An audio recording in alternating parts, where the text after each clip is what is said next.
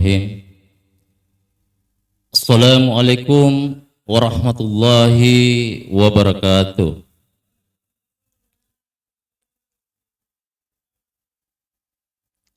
Alhamdulillahilladzi an'amana binikmatil iman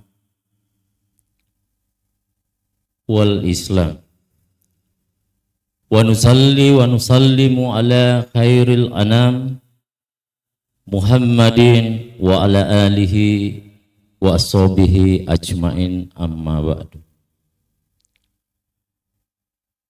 Alhamdulillah, segala puji bagi Allah yang telah memberikan sebaik-baiknya nikmat berupa nikmat iman dan Islam, sehingga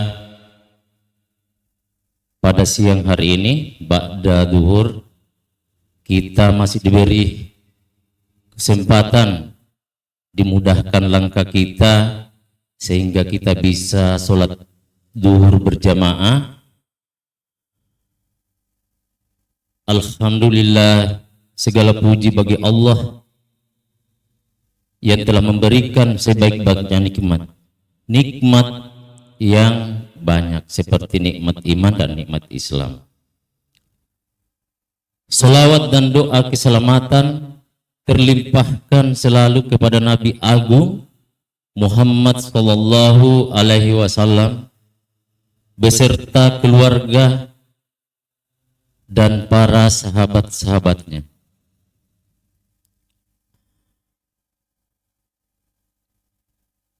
Jamaah sholat duhur yang senantiasa dirahmati oleh Allah Subhanahu wa ta'ala. Tepatnya pada kesempatan kali ini, yaitu kita saling mengingatkan dalam kebaikan. Di dalam Al-Quran, illal ladzina amanu wa amilus solihati wa tawasau bil haq wa tawasau bis sabar. Yaitu di masa sungguh manusia berada dalam kerugian kecuali orang-orang yang beriman dan mengerjakan kebajikan serta saling menasihati untuk kebenaran dan menasihati untuk kesabaran. Sebelum masuk pada tema ceramah pada kesempatan ini, saya menyapa kepada Yang Mulia Ketua Pengadilan Agama Sorong, yang saya hormati para hakim, rekan saya, panitera pengganti Pengadilan Tinggi Agama Papua Barat, pejabat struktural fungsional Pengadilan Agama Sorong, dan seluruh karyawan-karyawati Pengadilan Agama Sorong yang tentunya senantiasa sehat walafiat dan dirahmati oleh Allah Subhanahu wa ta'ala.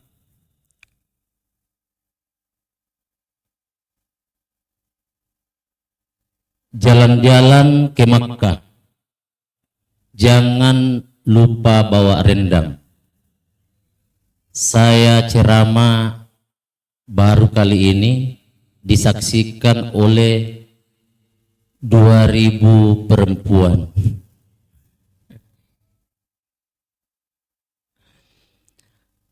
Ya, artinya pada kesempatan ini para jamaah yang hawa masih semangat mengikuti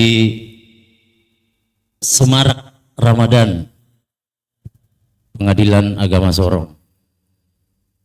Insya Allah kita masih bisa mengingatkan teman-teman yang belum sempat hadir pada saat ini untuk hadir dan lebih bersemangat lagi.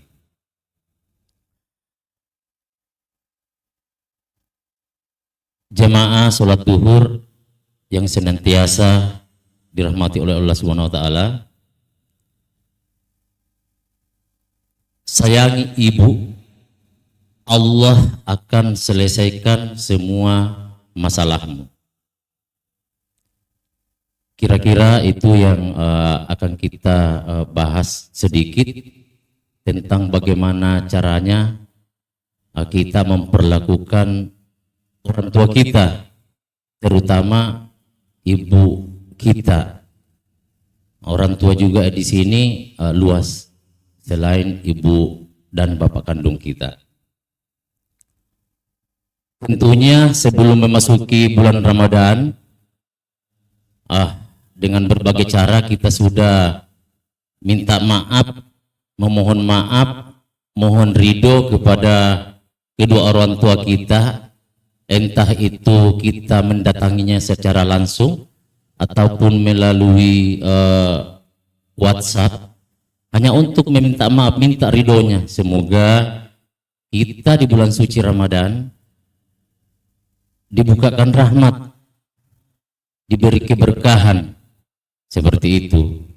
Jadi kalau misalnya saya bilang tadi bahwa orang tua di sini luas, ketika orang tua atau ibu kandung bapak kita sudah telah tiada, sudah tidak ada di dunia ini, tidak seberuntung orang-orang yang masih punya orang tua, kita memohon maaf kepada saudara bapak atau saudara ibu, entah itu kakaknya ibu atau adiknya ibu, begitu pula apakah kakaknya bapak atau adiknya bapak, seperti itu. Dan yang utama ketika orang tua kita sudah telah tiada, ya kita dengan cara mendoakan, mengiringkan Al-Fatihah, seperti itu. Jadi ibu sudah mengandung kita 9 bulan, menyusui kita selama dalam proses pertumbuhan. Kita harus akui bahwa laki-laki manapun tidak akan bisa menggantikan namanya posisi ibu, atau apa yang bisa dilakukan ibu belum tentu laki-laki di dunia manapun tidak akan bisa menggantikan posisi ibu. Artinya apa yang telah ibu lakukan untuk kita tidak akan bisa dilakukan oleh seorang bapak, kecuali oplas ya. Ini oplas itu lady boy, mukanya lady tapi betisnya boy, gitu. Artinya mungkin ada yang menyerupai, tapi tidak akan bisa menyamai namanya apa yang dilakukan oleh ibu untuk kita. Saya pikir apakah sampai di sini ada yang tidak pernah mengakui bahwa tidak pernah singgah di rahim ibu? Tentunya tidak. Karena kalau ada, berarti artinya dia tidak akan bisa paham bahwa yang membuat kita seperti ini sekarang adalah ibu kita. Jadi intinya bahwa mari kita memuliakan perempuan, entah itu ibu, entah istrimu, adik perempuanmu maupun temanmu sekalipun. Yang jelas memuliakan perempuan. Kembali ke ibu bahwa atau ke orang tua, mari kita selalu menyenangkan hati orang tua kita. Bahagiakan dia selagi masih ada.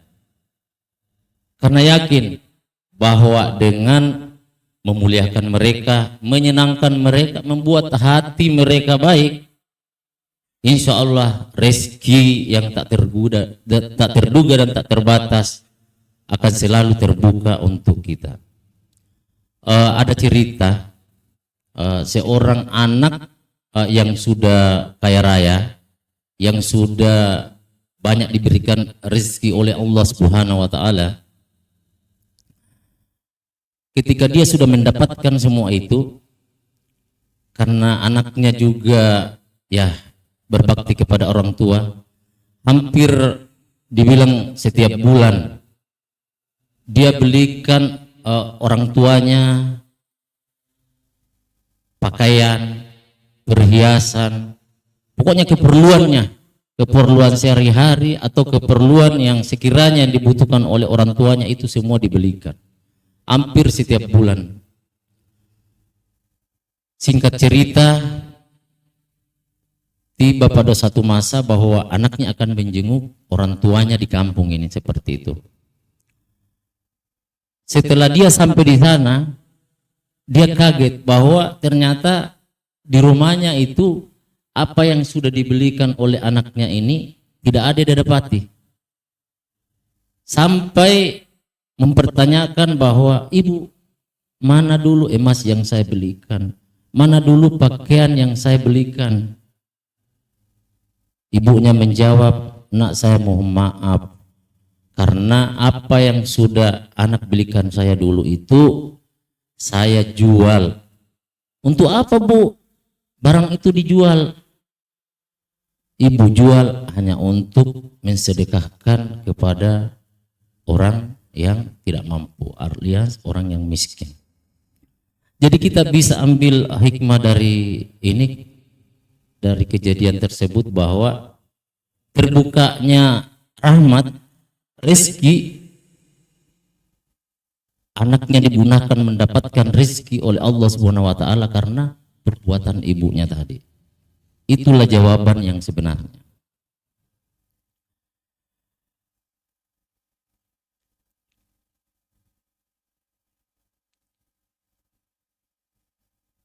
Hadis dari Abu Darda radhiyallahu anhu, Rasulullah bersabda,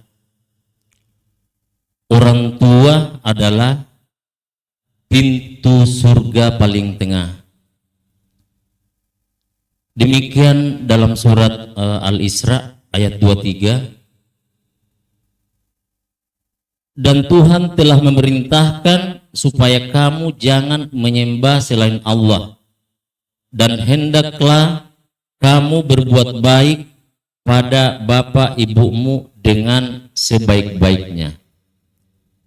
Jadi ayat ini kita dihimbau bahwa mari kita berbuat baik kepada bapak ibu dengan cara itu tadi, bagaimana caranya kita memuliakan ibu bapak, menjaga dia sampai akhir hayatnya. Coba bayangkan ibu-ibu atau bapak-bapak, sudah berapa kali ibu kita dulu terlambat sholat fardu, terlambat sholat tahajud gara-gara kencing kita. Karena kita dipapa, kita diurus. Ibu habis ambil air wudhu karena mau sholat, tiba-tiba ngompol gitu. Akhirnya tertunda lagi. Jadi bagaimana caranya kita sebagai anak membalas semua apa yang telah diberikan ibu kepada kita semasa kita kecil sampai besar. Jadi jangan kita pernah berharap atau berdoa bahwa saya akan pergi berperang. Dengan berperang saya akan mati syahid, seperti itu. Saya akan berperang untuk mempertahankan agama saya supaya saya mati syahid. Sementara orang tua atau ibu sendiri tidak diperhatikan atau disia-siakan. Seperti itu. Itu tidak ada gunanya. Lebih baik kita lebih memperhatikan ibu kita, kita pelihara dia sampai wafat. Karena apa? Kalau kita sudah perhatikan seperti itu, insya Allah itulah namanya jihad yang sebenarnya. Jihad yang sebenar-benarnya itu adalah memperlakukan ibu sebagaimana mestinya. Jadi biar kita cium beribu-ribu kali tangannya Ustadz, biar kita cium beribu-ribu kali tangannya namanya Pak Kiai, tidak ada gunanya ketika kita sia-siakan orang tua kita, terlebih ibu kandung kita. Tapi kalau kita mengutamakan, kita memperhatikan ibu atau orang tua kita, tidak apa-apa, itu lebih bagus. Kalau misalnya kita ketemu ustadz, kita cium tangannya, kita ketemu ulama, kita cium tangannya, kita ketemu orang yang dituakan, kita cium tangannya, itu lebih bagus. Tapi akan tidak lebih bagus lagi kalau orang tua kita sia-siakan. Jamaah sholat duhur yang sama-sama dimuliakan oleh Allah Subhanahu wa taala. Saya pikir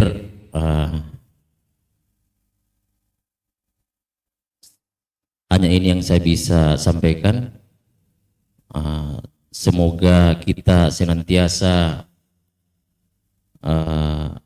istiqomah, selalu mengikuti sunnah Rasul yang telah diajarkan beliau kepada kita semua, yaitu tadi sehubungan dengan apa yang telah saya sampaikan, bahwa mari kita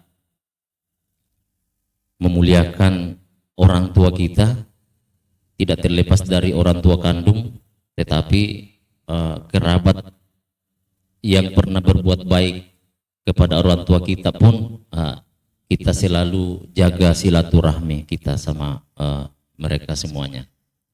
Wabillahi taufiq wal hidayah. Wassalamualaikum warahmatullahi wabarakatuh.